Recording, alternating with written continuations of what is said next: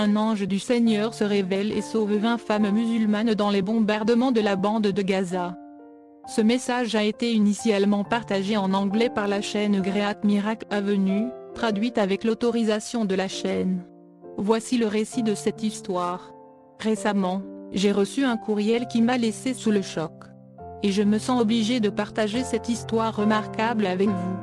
L'expéditeur, qui est un missionnaire chrétien, m'a contacté pour me faire part de cette expérience extraordinaire, vécue au cours de la guerre qui se déroule entre Israël et Gaza. Ce qui a défié même ma croyance inébranlable dans les miracles. En vérité, notre cher Seigneur et Maître Jésus continue de sauver des vies. J'ai toujours cru fermement à l'existence des miracles, mais son récit a dépassé tout ce que j'avais pu imaginer. La femme qui a partagé ce récit avec le missionnaire faisait partie du groupe de 20 femmes qui se sont retrouvées dans une cachette. Elles étaient encerclées par la guerre entre Israël et Gaza, qui avait coûté la vie aux membres de leur famille, laissant certaines d'entre elles seules avec leurs enfants. Ces pauvres femmes étaient désemparées, sans aucun espoir et en larmes pendant de nombreuses nuits. Sans vous faire perdre votre temps, je vais vous lire le courrier que j'ai reçu et qui précise les détails de ce puissant témoignage.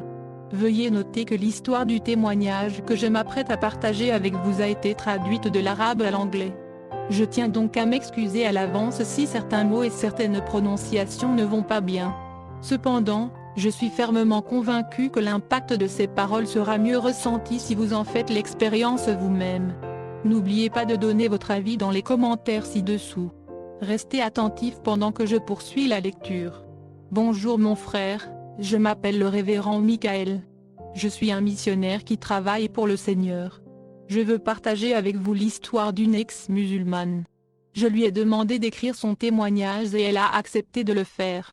C'était après que je l'ai amenée à recevoir le salut en Jésus-Christ. Je remercie Dieu de s'être servi de moi pour convertir nos sœurs perdues.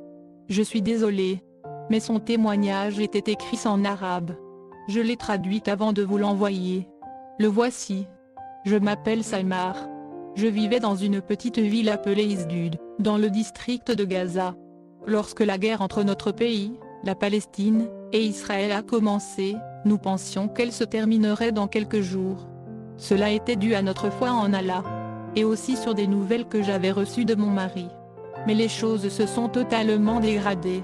Les destructions sont devenues tellement atroces et horribles. La guerre a pris de plus en plus d'ampleur. J'ai perdu mon mari 3 semaines après le début de la guerre, et je me suis retrouvée seule avec mes 2 enfants. L'un a 4 ans et l'autre n'a que 8 mois.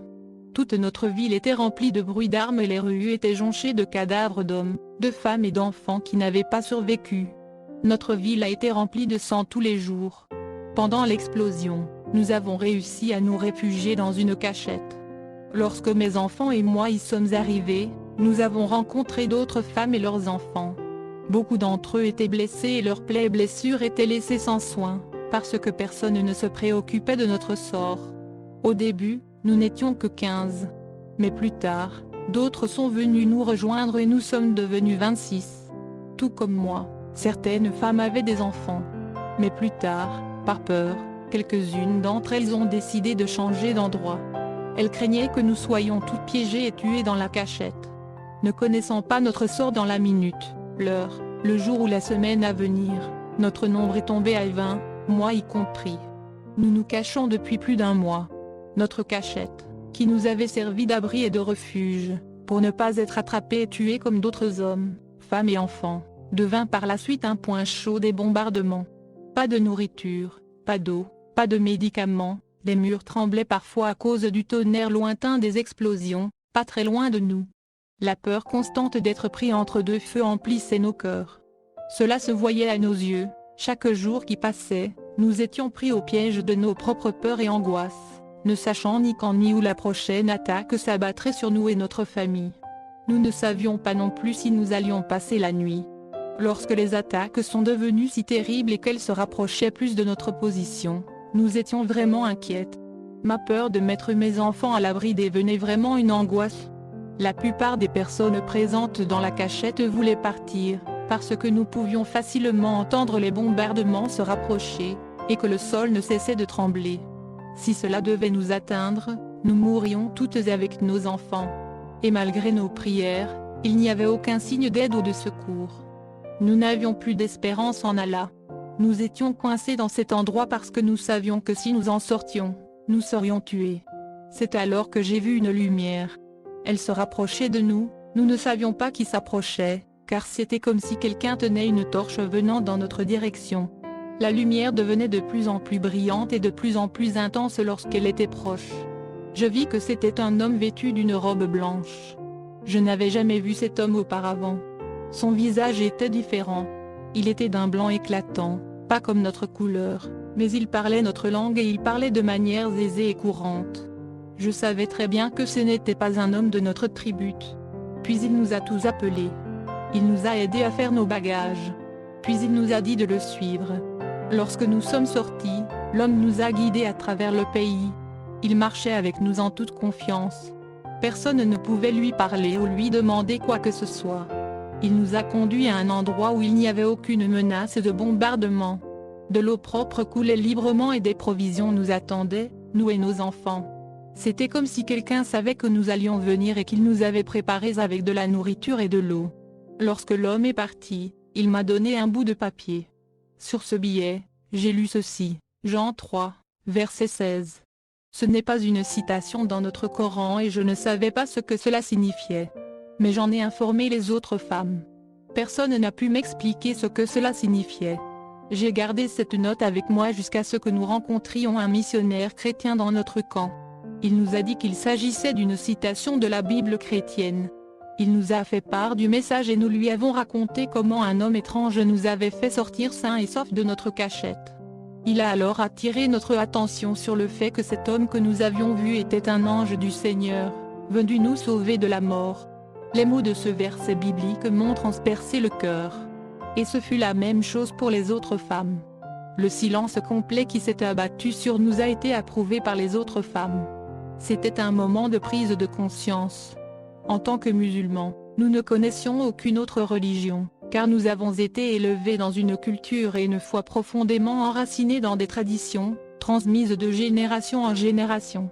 La mention d'un verset de la Bible semblait être un message inattendu et peu familier, mais c'était comme si le message s'adressait directement à nous. À ce moment-là, une puissante transformation s'est produite. L'atmosphère est passée de la peur et du désespoir à la prise de conscience, d'une vie vécue sans but. Le missionnaire a prié pour nous, et l'impact a été si puissant que, l'un après l'autre, nous nous sommes retrouvés à genoux. Nous avons toutes pleuré, en expliquant pourquoi nous nous sentions coupables et pécheresses, de ne pas avoir trouvé Jésus-Christ. Après avoir entendu parler de lui, Jean 3, verset 16, nous avons reçu un appel à la repentance.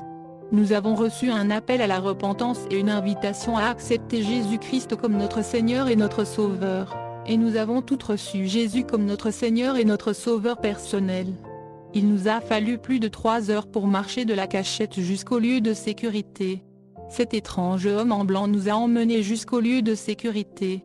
Tout cet incident a renforcé mon amour pour Dieu et je prie pour que, l'homme qui s'est montré à nous, aille aussi et se montre à nos frères et sœurs en Palestine, afin qu'ils puissent également être sauvés.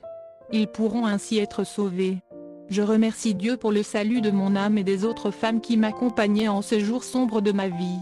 Très bien mes amis, c'est tout ce que nous avons reçu de notre sœur de Gaza. Je veux que nous croyions tous que Dieu est vraiment vivant et qu'il continue à faire des merveilles. Si vous regardez et écoutez ce message et que vous n'êtes pas encore sauvés, cherchez à vous repentir maintenant et à trouver le salut dans notre Seigneur Jésus-Christ. Je vous remercie. N'hésitez pas à nous faire part de vos réflexions et de vos idées dans les commentaires ci-dessous. Merci d'avoir regardé jusqu'à la fin. Aidez-nous à diffuser ce message au reste du monde en le faisant suivre à tous vos amis et aux membres de votre famille. Et que Dieu continue à vous bénir.